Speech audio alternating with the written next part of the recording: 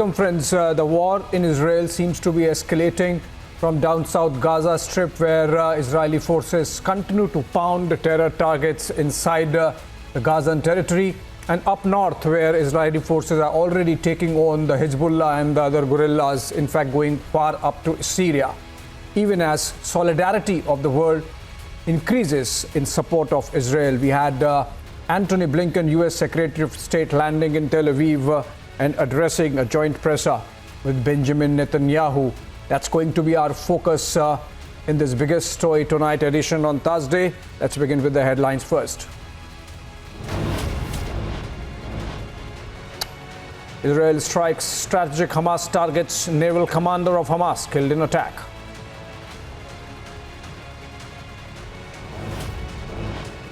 US pledges complete support to Israel. Blinken in Israel says Hamas does not represent Palestinian people.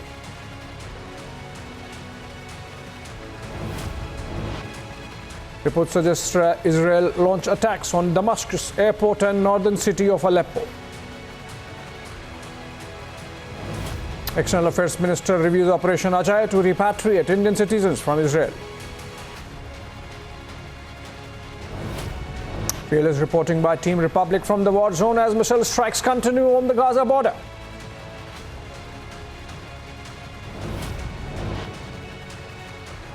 Two Muslim groups in India back Modi government's stand on war, condemn Hamas attacks.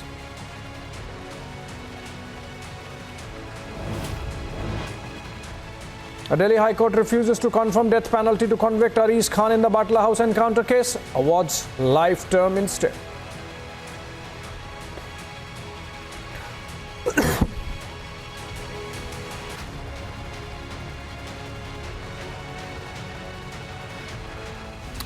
Welcome back, friends. Israel is on the offensive and going all out to eliminate Hamas terrorists. The Jewish nation has struck down key Hamas infrastructure in the Gaza, including senior Hamas operative and HQ headquarters of Hamas unit Nakba. Israeli PM Benjamin Netanyahu has said that every Hamas member is a dead man. Reports have also said that Israeli military is preparing for ground operations and is awaiting a nod from the political leadership. And the latest news suggests Israel launched airstrikes at Syria as well as Hamas terrorists elsewhere.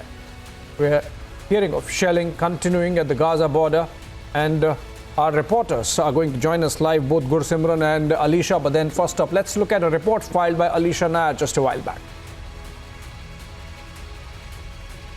As we can see, and we have been reporting from the IDF operational base, and as I mentioned that we are just 500 meters away from the Gaza city, because on the other side it's an Hamas terrorist who have been constantly firing rocket, but which is that has also been intercepted by the Israel. But it's an IDF who has said already that they have managed to seal the border, mining areas around breaches as a stopgap against a further incursion. But the death toll in Israel from the attack is subsequently about 1,200, but on over 1,500 people have been killed in Gaza city. So as we can hear the explosion, which is explosion of an artillery that has been fired to the Hamas side, and also there are rockets that has also been fired. So we can see there are forces who have been constantly taken their positions, as well as from the start to end. I'll just ask my video journalist Surinder Shah to show you the visuals of an operational base from the one end to another, because it's very important to see the action that has been taken, the retaliation that has been done by the Israel is something very important to see, because the statement that we have been seeing since day one, where the Prime Minister Netanyahu has clearly said the war that has been started by Hamas is going to be ended by Israel, and this is a clear response to the Hamas terrorists. As we can see on the visuals, it's from nearly just 500 meters, because we can even see the French there, the border of between the Israel and the Hamas and the Gaza city. We can see there is a French as well, where to the other sides are the Hamas terrorists who has also been firing the missile, which has been intercepted by Israel. But yes, it is something we have been seeing, that it is Israel who continue to grapple with the emerging enormity of a massacre and the military that has been formally notifying hostages' family. But they have been doing this since months, but now we have been clearly seeing that the Israel has called up even an army reservist and launched a wave of airstrike on the Gaza Strip. We'll see what is the course of action, because as we have been continuously showing the visuals from the Gaza Strip, it is just 500 meter, like less than 500 meter, where the forces has been deployed here, and artillery as well as tanks and the rockets has been constantly fired to the Hamas site.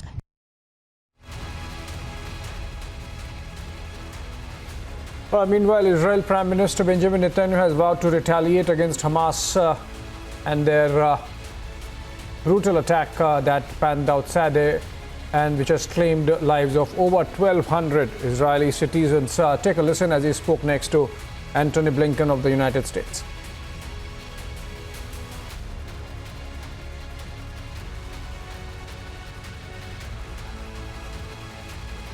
Thank you. Thank President Biden.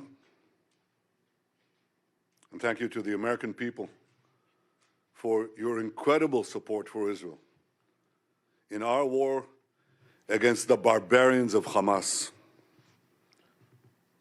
I thank you in English. I want to thank you in Hebrew as well. אני רוצה להודות למזכיר המדינה בלינקן, לנשיא ביידן ולעם האמריקני על התמיכה הכבירה שלהם במלחמה שלנו נגד הברברים של החמאס. אדוני המזכיר,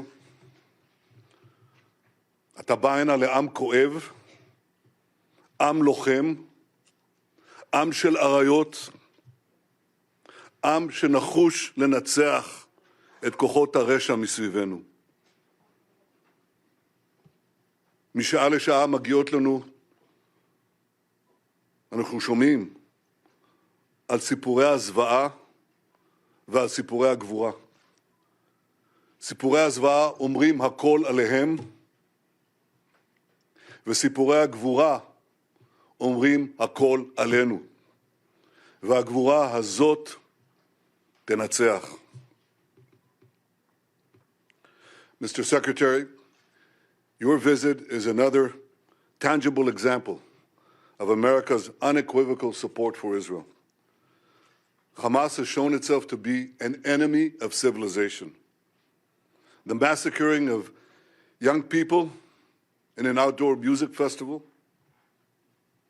the butchering of entire families, the murder of parents in front of their children and the murder of children in front of their parents, the burning of people alive, the beheadings, the kidnappings of a young boy, not only kidnapped, molested, hurt, attacked,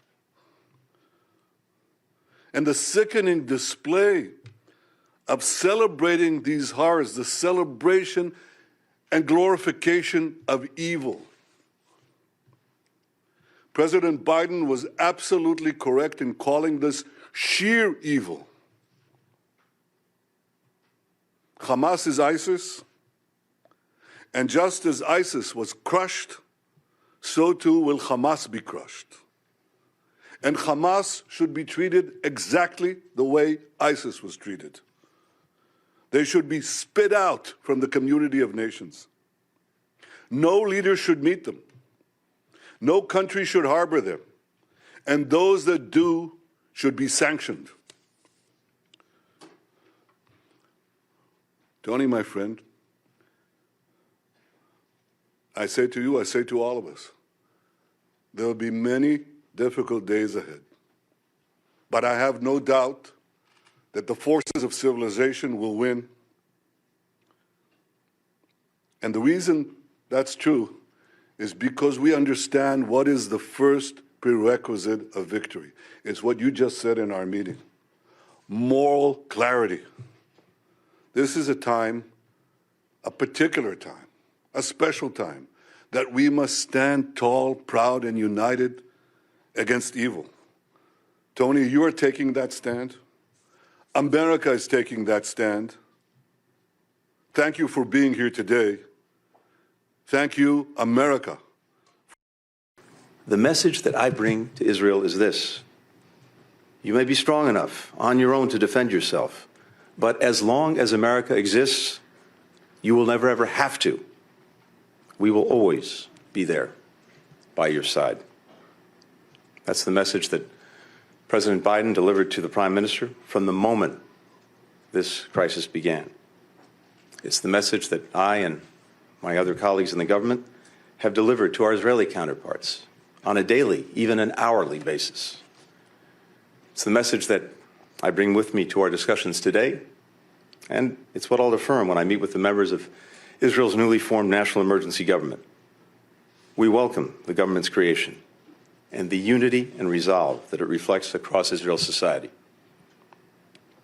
We're delivering on our word, supplying ammunition, interceptors, to replenish Israel's Iron Dome, alongside other defense materiel.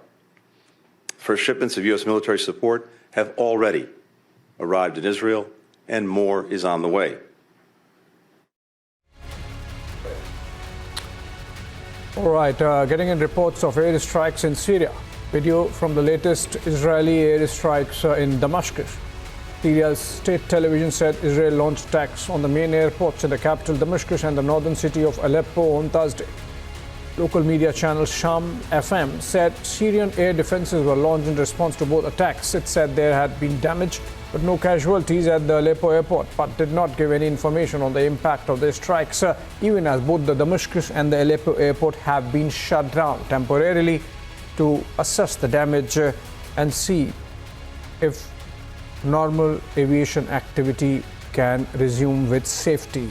Israel clearly sending across a message to Iran and the Syrian government there that any escalation would be met with equal force. This seems like a preemptive move by Israel to send across a message to Syrian and Iranian governments that even as it tackles the Hamas terrorists in the Gaza Strip and the Hezbollah allies up north with the border with Lebanon, Syria and Iran should not make any military moves. All right, so those pictures came in from Syria, damage to Damascus and Aleppo airports, with Israel making some preemptive moves there. Going on, the Israeli forces have fortified the border with Lebanon as the Iran-backed Hezbollah operatives are now targeting the northern front of Israel. Note that there has been heavy shelling on the northern border in recent days, while some of them have been claimed by Hamas terror groups operating out of Hezbollah-controlled southern Lebanon. Some have been claimed by Hezbollah themselves. Take a look at this report.